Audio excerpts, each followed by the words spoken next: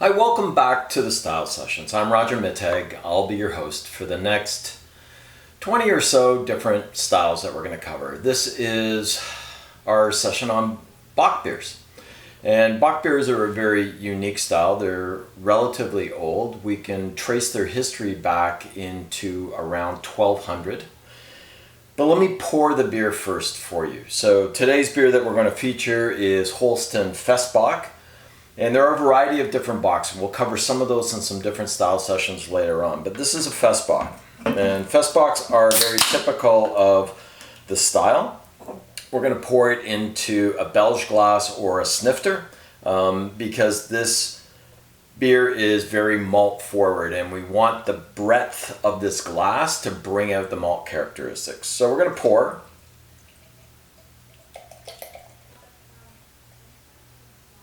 And you're going to see this beautiful foam start to get created at the top of the glass.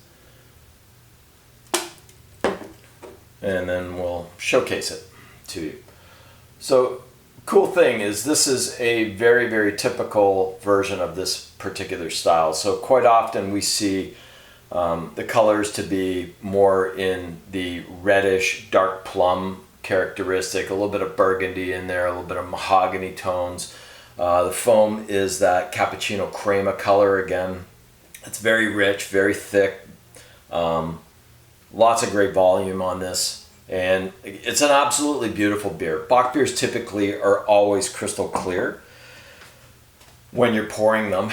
And then again, you know, with any craft beer that we have to take that clarity into consideration because not all craft brewers filter to the same degree that a lot of European brewers do. And so even if you're left with a little bit of haze in there, haze just adds a little bit of body and mouthfeel because it's left some of the proteins in the beer themselves. But Bock beers are really unique. So the characteristics that you should get out of a Bock beer are typically led by dark fruit. So we start seeing things like raisins, plums, figs, dates, prunes, all those really, really nice dark fruit characteristics. You get caramel and toffee. You might get little mild notes of coffee. Darker breads are very big part of this style as well. And, you know, a slight touch of acidity that you get from some of the darker breads like dark pumpernickels.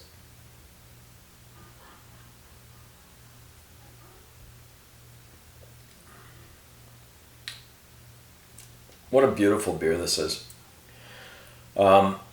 So when you drink it, you're going to get some mild carbonation, as is typical with most European beers. So a little bit of mild carbonation, a quick to moderate finish.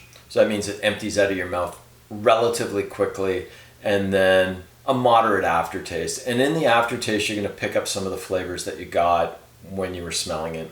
So a little bit more chocolate comes out now. And chocolate is a part of the flavor profile of this, not necessarily the aromatics, but in the flavor. So you start getting a little bit of chocolate, a little bit of coffee on the back end. So on the aftertaste, you get a little bit of that, and it lingers a touch. You can drink these beers cold, but I will tell you that the warmer they get, the more the body comes out, the more the flavor comes out. So it's up to you as to how you want to consume it. For me, I find these beers to be warm and soothing, so I would probably like to warm them up a little bit. They're typically higher alcohol as well, so it's not just sitting at 5% ABV. This particular one is at 7%. Problem with consuming a 7% alcohol beer at cold temperatures is you don't realize that you're consuming a really well-balanced high alcohol beer, and it may hit you a little faster. So with warmth, what happens is alcohol tends to dissipate a little bit, and it soothes it, and it takes away some of the harshness that you might get from high alcohol content. Flavor profile on this.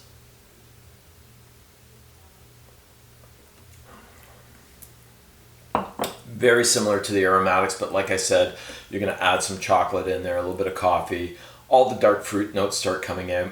You're probably going to pick up some black licorice or anise.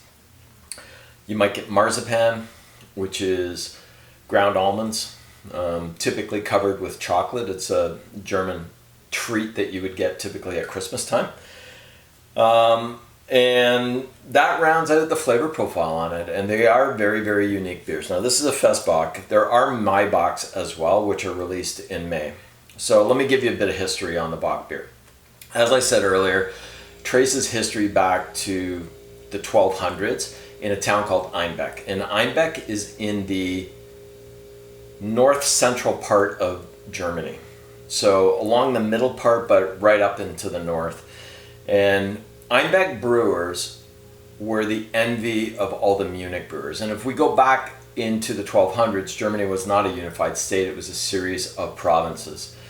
And in Einbeck, they were making these beautiful dark beers that had high alcohol and were very, very easy to drink and very well balanced. And Munich brewers were making a lot of other beers at that time and were very envious of what the Einbeck brewers were trying to produce. Munich couldn't do it. Eventually, they coaxed a Einbeck brewer to come down to Bavaria, down to Munich, and to show them how to produce these types of beers. And so they started producing these Einbeck beers. Now, Germany is a very interesting place because the language is very pure in the north and a lot more slang and guttural in the south. And so the term Bock Beer is probably a derivation of Einbeck. So people down in Munich drop syllables, they slow pronunciation down a little bit, so instead of hard sounds you get softer sounds. And Einbeck probably would have gone to, instead of Einbeck beer, it would have been a Beck beer or Ein Beck beer. And then because of the language difference or the provincial differences, it would have then become a Bock beer at some point. So that's where we think the origins come from. The interesting thing on a lot of Bock beers is that you tend to see rams on them as well. And the term for a ram in German is Bock. So a lot of times these beers, and because of the way beer was brewed in Germany for hundreds of years, they had a summer brewing prohibition on. So Bock beers are typically brewed in the fall and fermented for long periods of time and then released in the spring, which is also the same time that the goats come down or the rams come down from the mountains.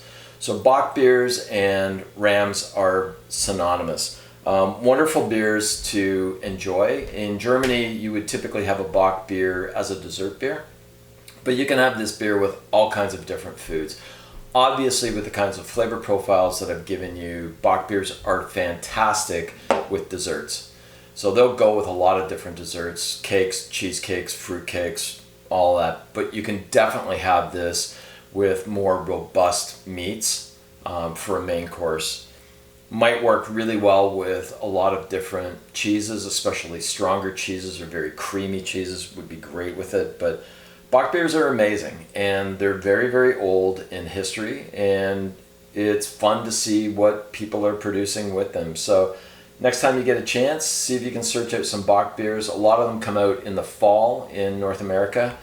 So take a look at some of your craft brewers and find out where Bock beers are. And then in future segments, we'll cover off a Weizenbock, which is a wheat bock. And I should say also, wheat bocks will be ales, but typically when you see the term bock, this is a lager.